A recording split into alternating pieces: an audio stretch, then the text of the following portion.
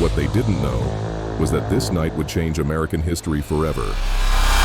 June 17th, 1972. While most of Washington slept, 5 men crept through the shadows of the Watergate complex. They wore business suits and surgical gloves. They carried lockpicks, cameras, and electronic bugging equipment.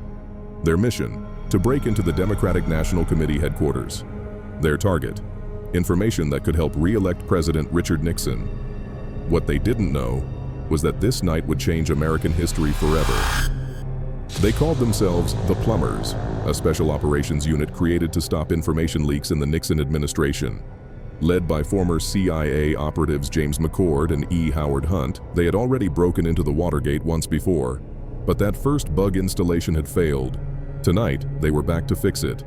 They moved with confidence, certain their powerful connections would protect them.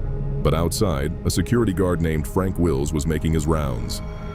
Frank Wills noticed something odd: a piece of tape holding a door lock open. He removed it and continued his rounds. When he returned and found the tape had been replaced, he knew something was wrong. At 2:30 a.m., Wills called the police. Within minutes, officers arrived. The burglars, monitoring a police scanner, heard the call too late. They were trapped. At 2:47 a.m., police arrested all 5 men. In their possession, $2,300 in cash, all in sequential $100 bills, 40 rolls of film, 2 35mm cameras, lockpicks, pen-sized tear gas guns, and electronic bugging devices. One burglar carried an address book. Inside, the name Howard Hunt and the notation W House.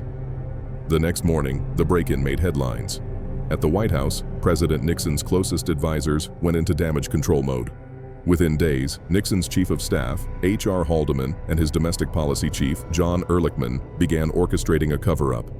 They pressured the CIA to tell the FBI to back off the investigation, claiming it would expose national security secrets. They authorized hundreds of thousands of dollars in hush money for the burglars. They destroyed evidence. They lied to investigators.